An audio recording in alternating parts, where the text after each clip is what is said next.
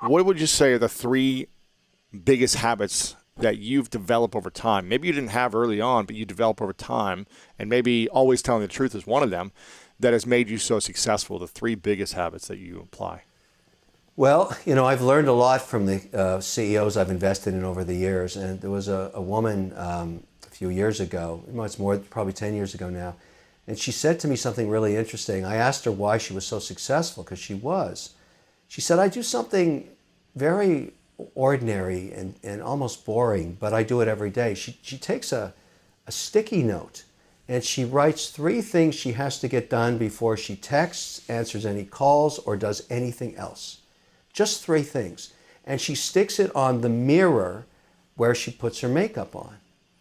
And she really, it doesn't have to be business things. It can be whatever it is that are deemed to be important to get done the next day. Maybe it's something that's a holdover from the day before, because I've been doing this now for years, and it's really effective. This isn't tech. You're not putting it in your phone. It's not a software program. It's a piece of paper and you have it, right when you're going to bed, brushing your teeth, whatever, you write those 3 things down, you stick it on the mirror.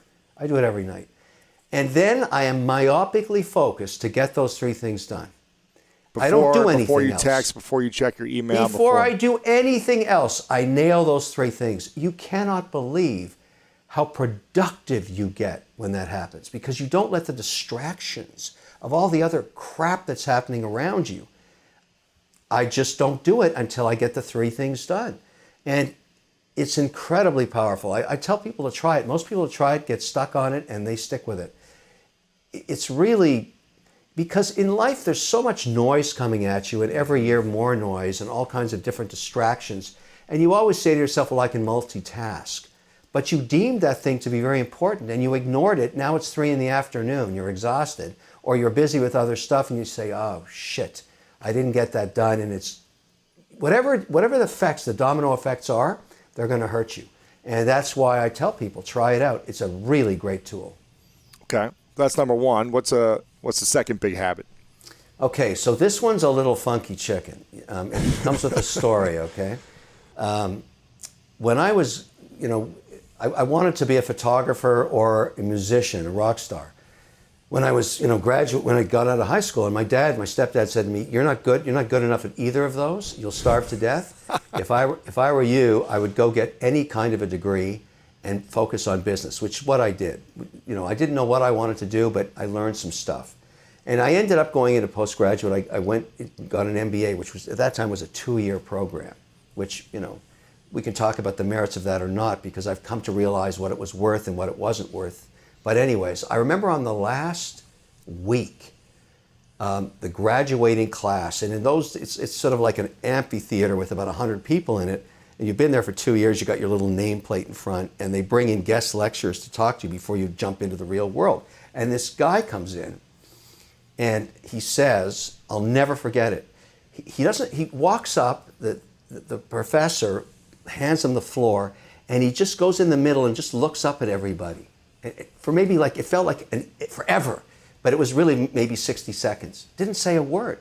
And the whole room, you could have heard a pin drop. I'll never forget it. And then he says, you guys think you're so hot. You think that you've come here and you've got an MBA and you're going to go out in the world and you're going to rock and you're going to be incredibly successful. I've got news for you. For 2/3 of you, the world is going to chew you up and spit you out. You have no idea what's going to happen to you. You are so irrelevant. You have proven nothing. You've done nothing. You think an MBA means something? It's worthless. And I remember the guy beside me, he'd been beside me for 2 years. We were up in the 1 row down from the top so we could chat all the time. Hide a little bit, yeah. Yeah. And so I said to him, Barry was his name. I said, Barry, this guy is such a, what an he is. What an arrogant he is. Well, guess what? He was right. He was 100% right. And the reason he pointed that out was the idea that your experiences make you who you are over time as an entrepreneur, as a parent, as a person, as whatever you are, as a brand, whatever you are. It's your experiences and how you deal with them that gives you that equity over time. And for many people, they can't make it. It doesn't work out for them. They don't have what it takes to take on the abuse that the world's going to throw at you. And just to give you full circle in a kumbaya, circle of life, Lion King kind of moment, I got caught saying the same thing a couple of months ago at the Harvard MBA group. I realized I was saying the same thing that guy said to me decades ago. I said to these kids, you're all think you're hot, you're Harvard MBAs, you are nothing burgers. You are nothing. And so there you have it. What he really explained was the idea of experience and how you have to listen to your gut to navigate the bombs of your career. And you have to trust it. You have to trust your gut. Every time I've lost dough, every time, and I've lost plenty, luckily I've had more successes than failures, is when I didn't listen to my gut, which is my experience. And I should have, and he was right. He was absolutely right.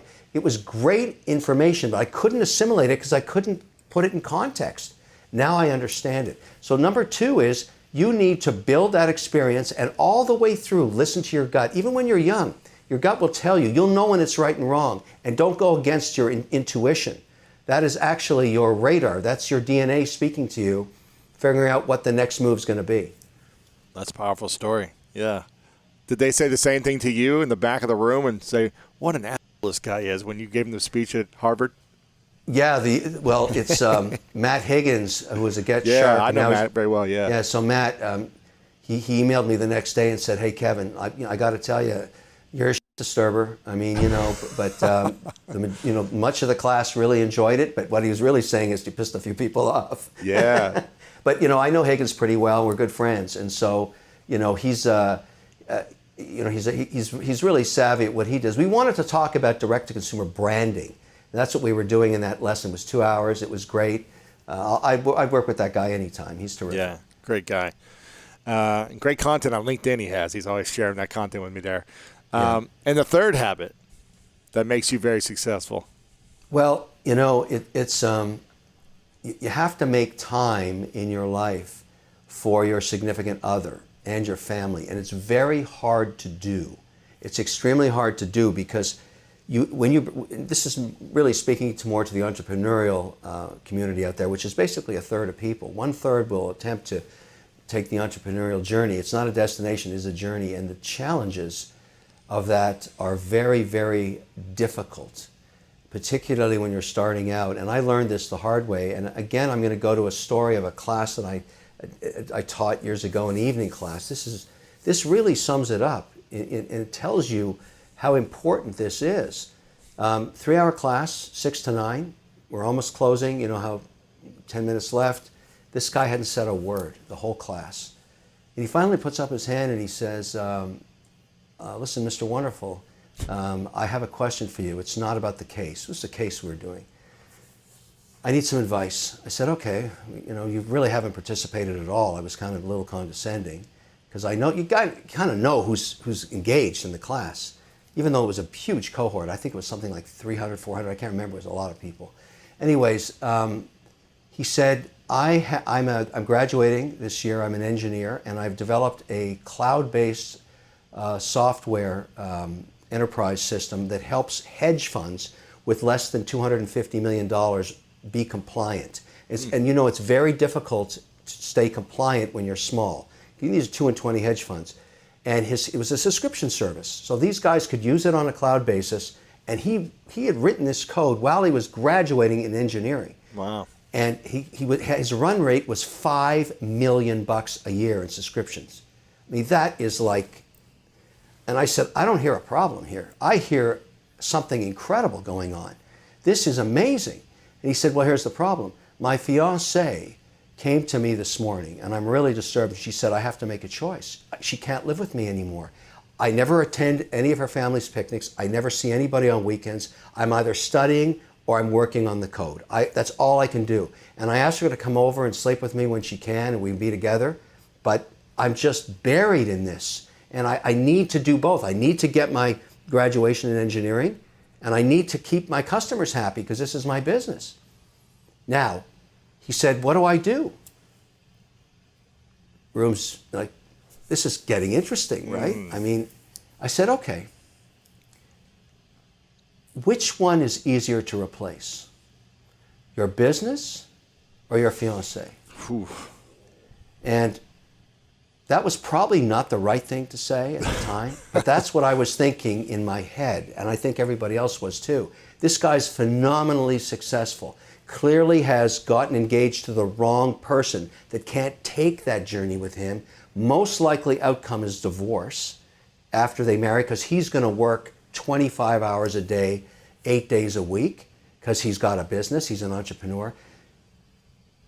My point is, one of the biggest decisions you're going to make in your life between success and failure as a person is finding that right partner.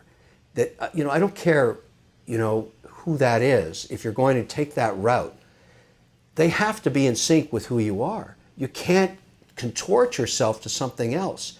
And I think that a lot of people in their 20s really should think this through, because now I told you I'm in the wedding industry. I've got a lot of companies, and I've learned a lot about marriages. The reason marriages fail is not because of infidelity. Any marriage can survive that. I talked about it earlier.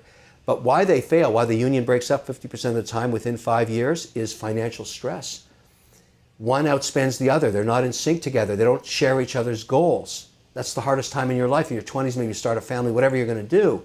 The point is, picking that partner is the third thing you either do right or you do wrong. If you're looking for more greatness in your life, make sure to check out this video right here. And also check out our free PDF, The 3 Secrets to Unlock the Power of Your Mind to help you change your life. Download it right here.